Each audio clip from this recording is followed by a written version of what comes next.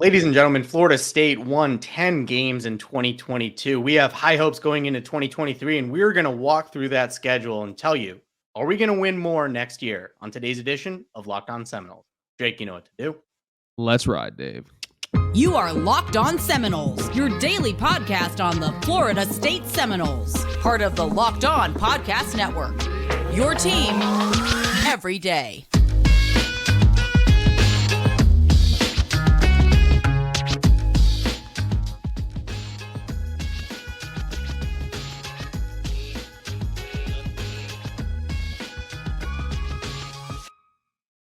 Welcome back to another edition of Locked On Seminoles, everybody. I'm your host today, Dave, and right here with me, I of course have Drake. Drake, how you doing? I'm good, man. I'm good. I am heading over to Santa Barbara, California, actually in a few days. Actually heading for a wedding for my fiance's lovely best friend, Shawnee. Shawnee, it's Miller time, for the folks at home. But I'm doing well, Dave. Yourself?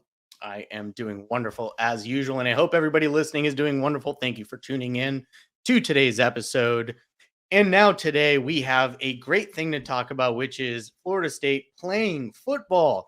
I know it's a long time away. What are we, 7.5 months away from our game against LSU? That's too long. Yeah, like 8. I think it's 8 flat, bro. A long time. So all this is the way too early talk. You're seeing all the way too early top 25, top 10 list, way too early college football playoff projections. Florida State's in the mix, top 10 mix and college football playoff projection mix for next year. And Drake, we don't know the exact days of our games next year, but what we do know is who we're going to be playing against.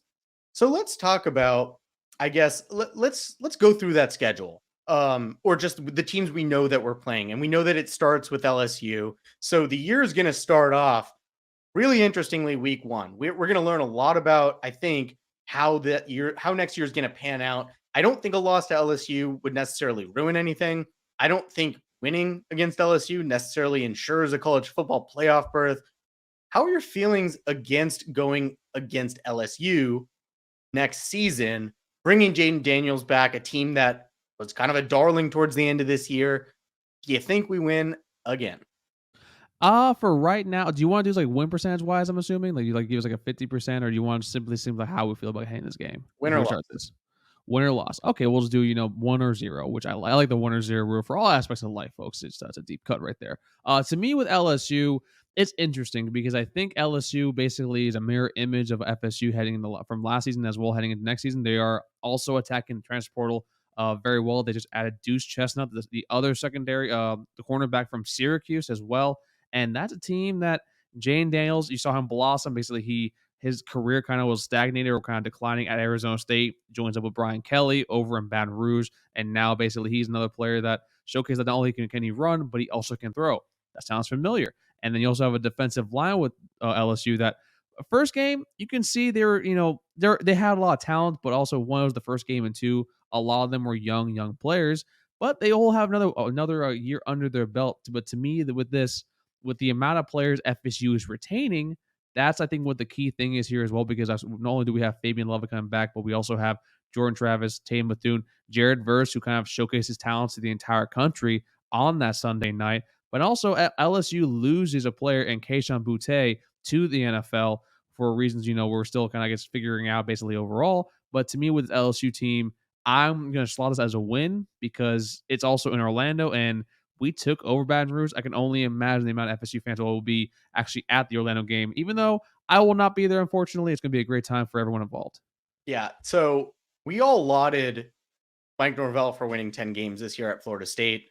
I think people probably forget that LSU was 6-7 in 2021, like the year before Brian Kelly got there. So I'm not gonna come on here and lie about LSU. Like that was a good team. They won 10 games immediately after going 6-7. Brian Kelly's a weirdo, but obviously is able to motivate and teach that locker room because they won 10 games and they're in the SEC West. That's not easy to do. But that said, the profiles between Florida State and LSU this year were remarkably similar. Like LSU, the number 13 offense, FSU, the number 14 offense. LSU, the number 23 defense, FSU, the number 35 defense, LSU, the number 8 most efficient team, FSU, the number 9 most efficient team. So we're talking about teams that are incredibly similar. One difference to me or one of many, the key difference to me, I always say when you're talking about two teams that are fairly evenly matched, I'm going to take the team with the better quarterback.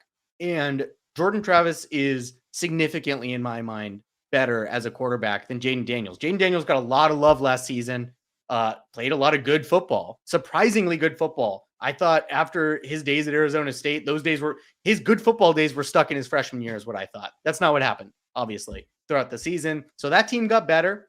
I think they're going to be good going into next year also. The fact that we get them game one, I don't think makes much of a difference because it's a very similar team to what it was this season. The fact that it's in Florida and the fact that we have the better quarterback are the two reasons I'm predicting Florida State to win a very, very close game.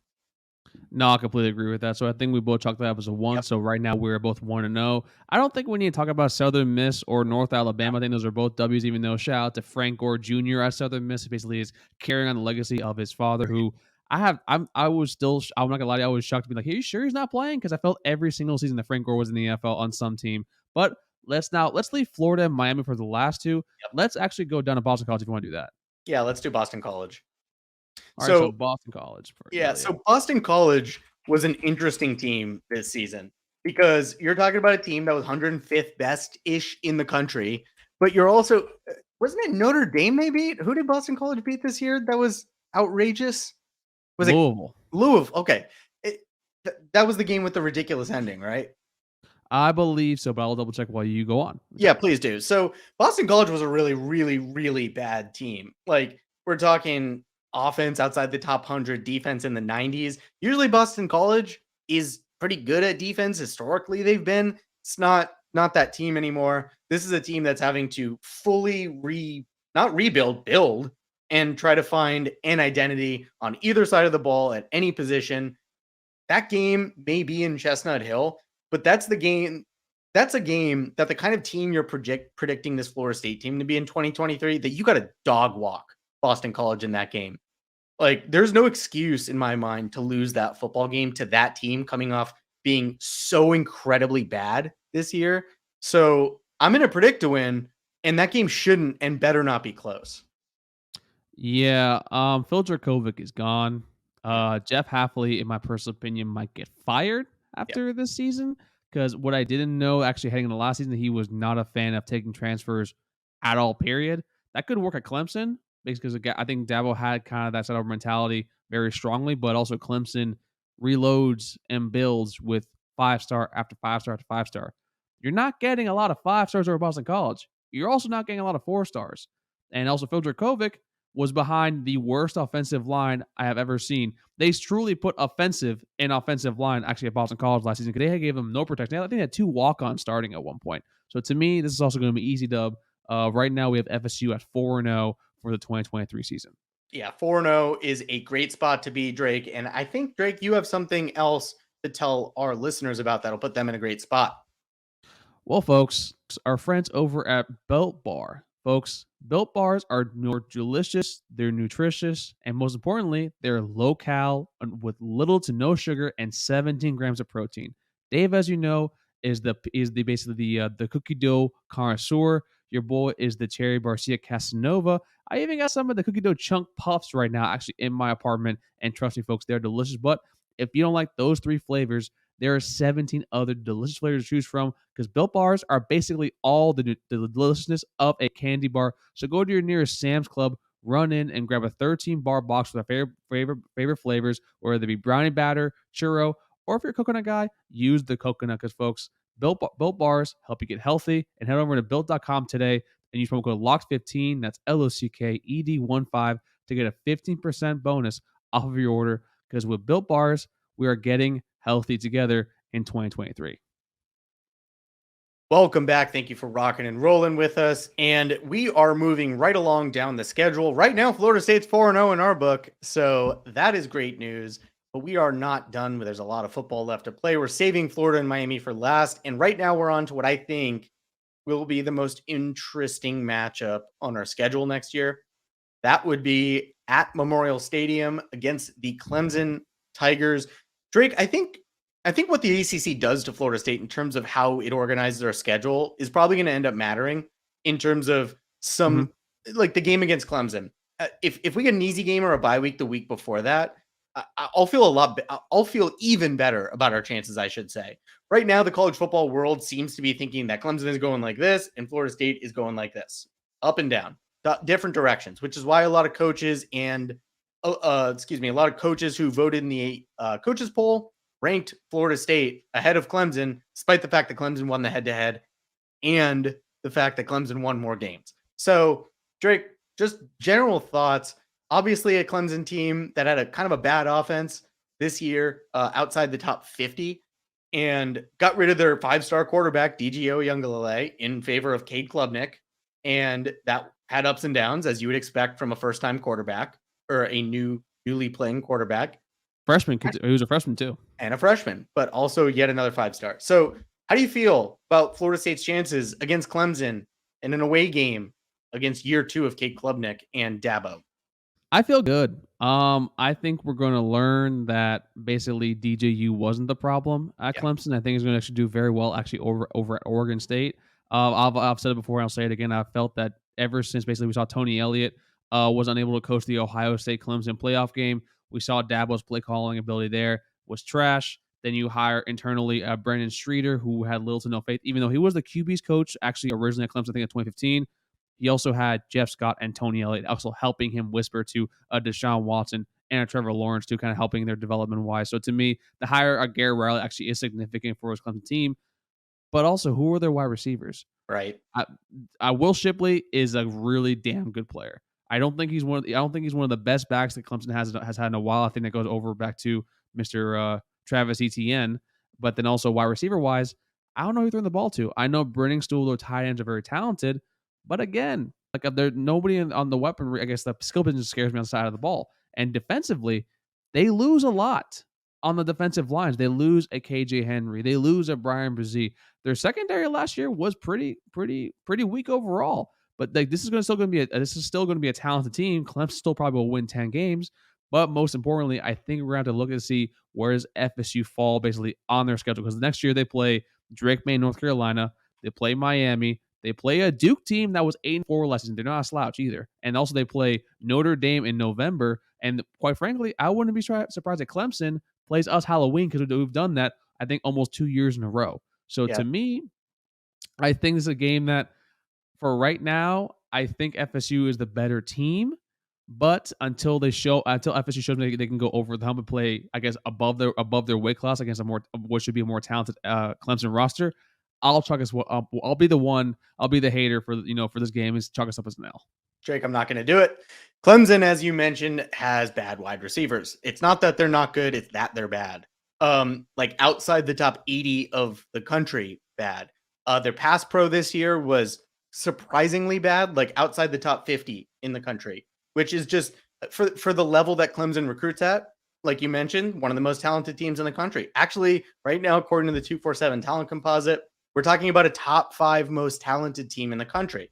So Clemson should have the more talented roster going into this matchup for sure. And their defense, they only struggled in one thing. Like we're talking about a defense that overall was 13th in the country, run defense, 17th in the country, tackling, 5th in the country, pass rush, 5th in the country. What were they not good at, Drake? That would be coverage. Jordan Travis this year showed that he can sling the ball all over the field, albeit in that Clemson game, there was like a span of time where it felt like Jordan Travis just like wasn't himself, and just wasn't throwing the ball and making decisions like himself. So obviously a lot of people I think are going to be left with the lingering question of what's going to happen when Jordan Travis in 2023 goes against great defenses like he did against Clemson and NC State this year. Is it going to be the same result where you see a bit of a regression from what happened the entire rest of the season? I really, really, really don't think so, Drake. I expect Jordan Travis to be much more consistent and effective against better defenses than he was this year, if for no reason other than he now has more time with this new-ish stable of wide receivers who are among the most talented in the country, and one of the best running backs in the country behind him, an improving offensive line. So I'm going to predict Florida State, just like LSU, to win a very, very close game against Clemson.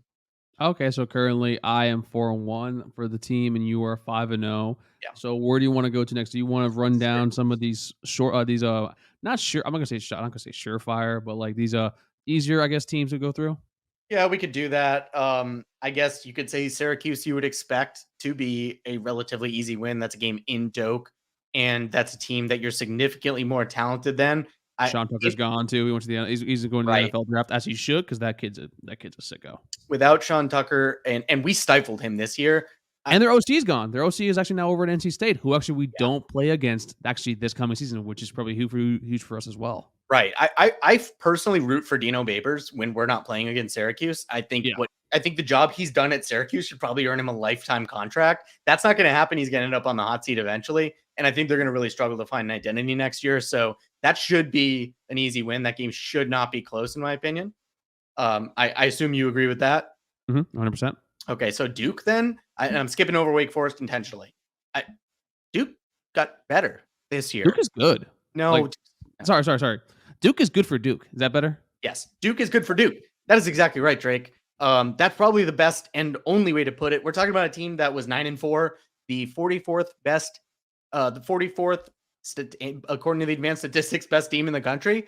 Stunning to be able to get that out of a roster that was in the place it was and still is in the place it is. So Mike Elko has really squeezed the most out of that roster. I don't think against a team like Florida State that is as complete as it is, who really, there are only two questions in my mind are what are you going to do to replace Jamie Robinson and what's going to happen when Trey Benson's taking a breather? With that being our only two questions, there's a lot more than that on Duke's roster. That game also happens to be in Doak. That has to be an easy win to me, right? I don't think it's going to be an easy win. I think we're going to win that game, but I think that's going to be the game that you're going to be texting me first is like, why the hell are we playing Duke this close? And it's, I think, because Duke is a very good team. It's a very well-coached team. Riley Leonard is he's a very solid QB. I think that's the best way to put it. But I do think this is a game, though. FSU will win by like a touchdown, maybe 10 points, but we're going to be asking ourselves, why is it so close? Why is this much more closer in the comfort than it needs to be? But I think this will be a win as well. Okay, good. So I think we're on similar pages there. I'm going to skip over. Do you want to do Pitt or should we skip over Pitt?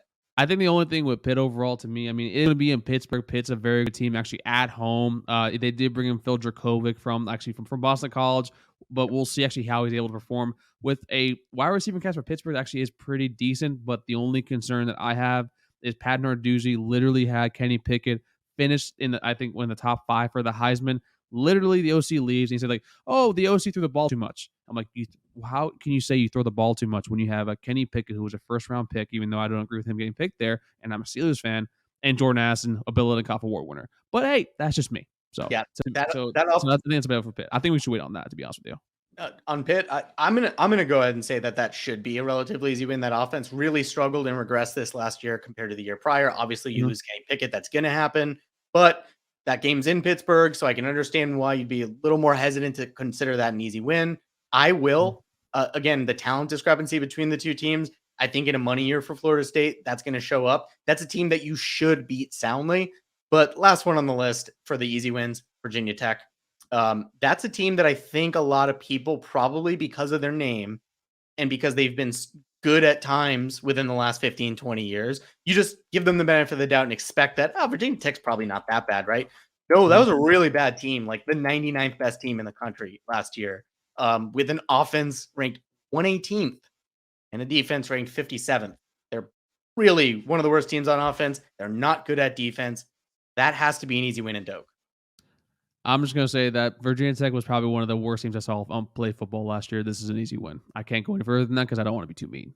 Yep, and I think that's a good time to go to our next break, and then we will get to the fun game, Florida and Miami, right? Florida, Miami. We didn't say Wake, so maybe because I know you want to save them because you basically are a Wake hater. So we'll get to them after the break. All right. Thank you for sticking with us here in our final segment of the show today. We hope you've enjoyed the show so far. Thank you for making us your first listen each and every day. And now, without further ado, we're going to get to the final 3 games. I haven't had us with a loss yet, Drake. I got us 9-0 right now. I think you reserved judgment on Pitt. So I think you have a 7. No. I'll for purposes of exercise, I'll say Pitt's a win. It's one of those things where it's like I want to see when we play them because if we play them later on, it's gonna be cold as hell and like we don't like the cold. That's No one likes the cold. It's that's like fair. it's like 50 degrees right now down here, and I hate it right now. Yeah, it's in the 20s up here in New York. And Bless yeah, your soul. we're a bunch of Florida and Georgia boys on our team for the most part. So yeah, that's not a fun environment in November or December. But Drake, we have 3 more games to talk about. We got to talk about Wake Forest. That's I'm going to be really interested to see what a Dave Clawson team is going to look like next year without Sam Hartman, right? So Mhm. Sam Hartman was the heart and soul of what Wake Forest has been able to do I see what you did there. for the Heartman was last the heart. I like that. I like that. for the last few years. That slow mesh offense absolutely drove me nuts. It was so frustrating to watch because as you're seeing it happen, literally it's in slow motion. You're like, just get to him, right? Just push the quarterback and make him uncomfortable. Don't give him 10 seconds to operate in the backfield and make a decision. Of course, he can throw the ball to the middle of the field to somebody wide open when he has 10 seconds to do it. So without Sam Hartman, I don't know what that team's going to look like. I think had Hartman been there next year, this game would have been unfortunately a coin flip to me, despite the fact that Florida State is such a more talented roster than Wake. It pains me to admit that, but without Sam Hartman, I'm going to predict a major step back for that team. On offense, you're just not going to find. Sam Hartman was the quarterback Wake needed when it had him. He was perfect for what Dave Clawson wanted to do and what that team needed on offense. So without that, I mean, that seems like a team to me that's going to lose 5 games. And one of those is going to be to a much better team in Florida State. So that's a win to me. I completely agree, and I mainly agree because not only is Sam Hartman gone, I think that's a tremendous loss. People forget that the defensive line for Wake was actually extremely solid, Yeah. and there's one player in particular that I like to point out, and it's Rondell Bothroyd, who actually was a player that I think he actually had one of the higher sack rates actually in the entire country, actually when it was from snap to snack ratio. And he's also gone, not to the NFL, but he transferred to OU, and that's going to be basically a kind of you're adding to already a very promising Oklahoma defensive front. So to me, that's going to be huge. And Dave Clawson, we saw Mitch Griffiths was the backup for Sam Hartman when he didn't play the first, I think, 2 weeks because of the illness. And he understands the offense. But granted, he understands the offense. We saw that against VMI.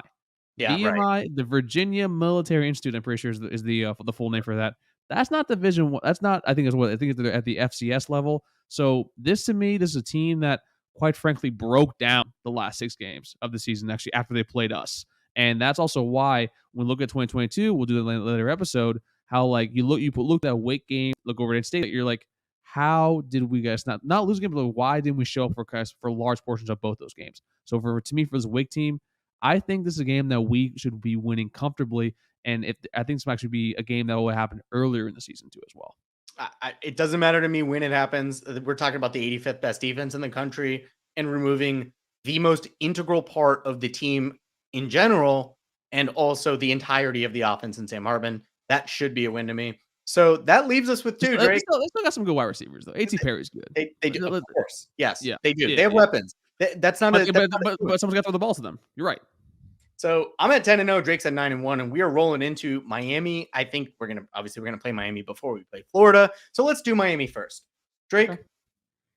Wow, we beat Miami. We beat the brakes off of Miami last year. That team had everything go wrong that I think could go wrong. Tyler Van Dyke regressed enormously.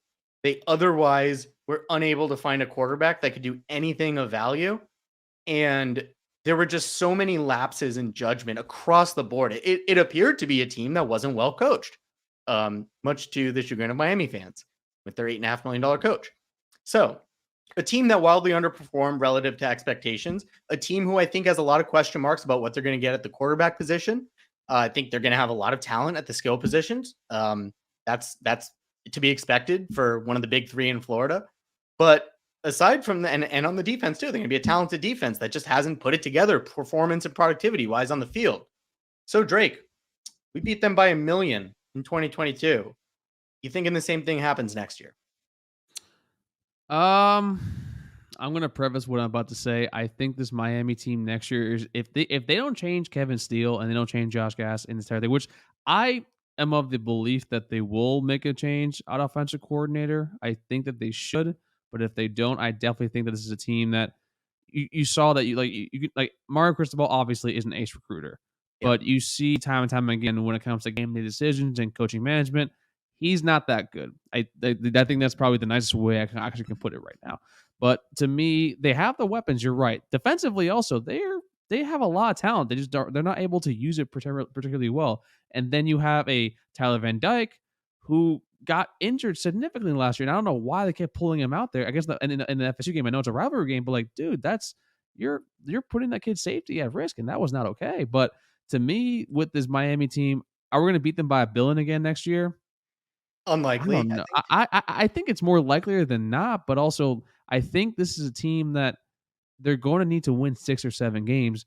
You're going to see a lot of freshmen playing. And the reason I harp on that is, as much as we hate to say it, they are doing extremely well in high school recruiting. Yep. They are blending 5-star after 5-star after 5-star. Now we'll see how that works. When they're all in the same locker room, because we saw at Texas A&M something similar where it's hard to have basically all those 5-star, all that talent, still be on the bench and not getting significant playing time. So you'll also be able to see if Mario and company are able to kind of juggle those roles. But I think if we see a lot more of the freshmen play and the transfer kids, if they're actually the ones starting by the time we play them, I'm not going to say it's going to be a closer game. I think FSU still is.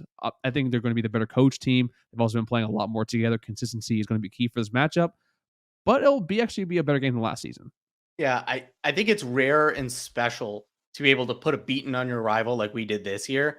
Obviously, you go back and look at the series between the teams. That doesn't happen often. Obviously, they did that to us a few years ago. We repaid the favor. But historically speaking, that doesn't happen. Wins like that. So I don't know. I'm not going to expect a similar blowout. But what I will say is this.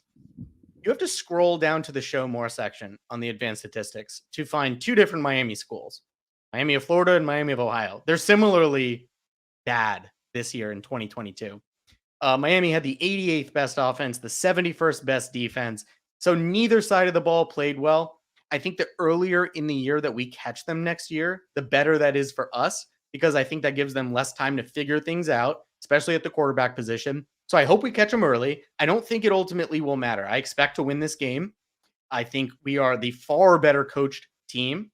And I think the one part of the Florida State team coaching wise that I don't think really elevated the level of play was at the defensive back position. We've addressed that. I think that's going to work out great.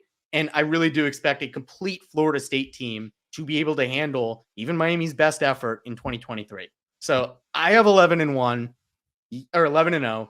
You have 10-1. Either way, that's a fringe playoff contender. And all of that, whether we're 10-1, 11-0, whatever we are, it's going to be heading into the Florida game. So probably heading into that game with college football playoff aspirations, if either one of us are right. Florida has a bad air around it right now with what's going on recruiting wise with Jaden Rashada.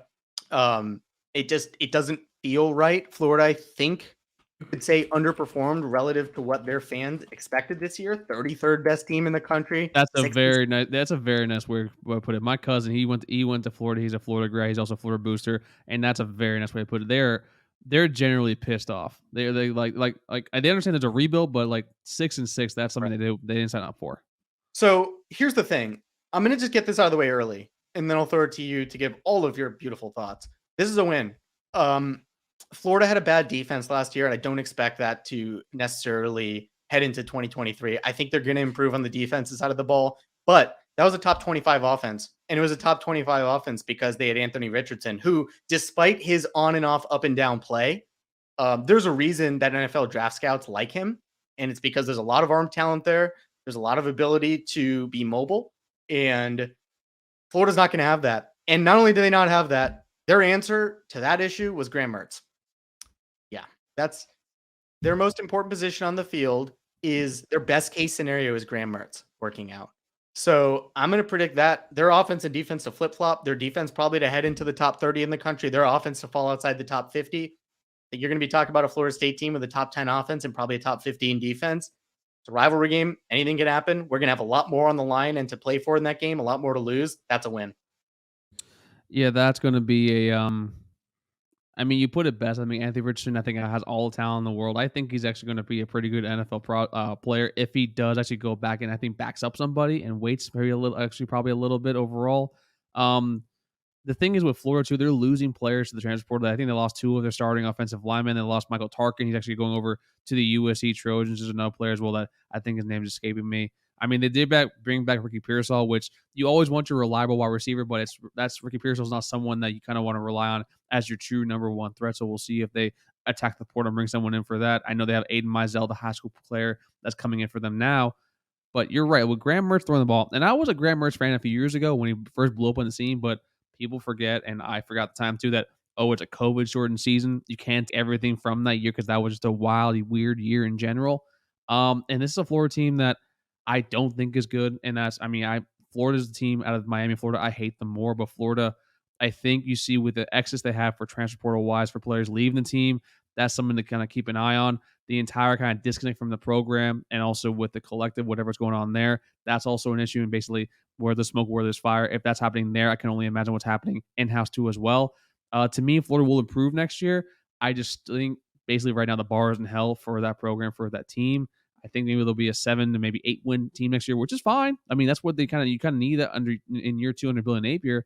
But this is what I will lock down as probably as more of a win. I think it's more of a sure win, honestly, than the Miami game. Because the Miami game, if you play them later, there'll be some freshmen on the Miami team that honestly are ready to play now.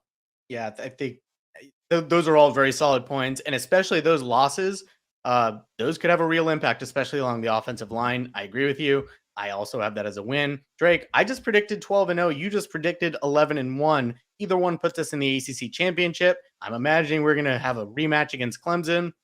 That's going to be hard to beat them twice, but I think that's the team. This Mike's done it before. He beat Cincinnati twice to win the AAC. So hey, he's done that at least before this season. He never won a bowl game, and he did it this season. So hey, at least we know for that he's done it before. Well, guess what, folks? We just gave you a playoff team, and we hope we've given you a good show today. Drake, please tell everybody all those things that you always tell me to do, please.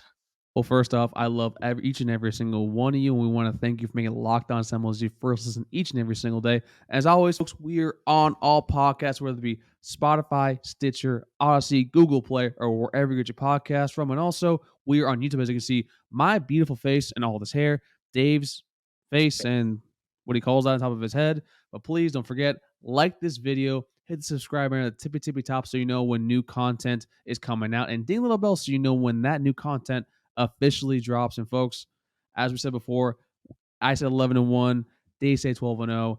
All that matters now, and all that we do know is that FSU football is this close to being back.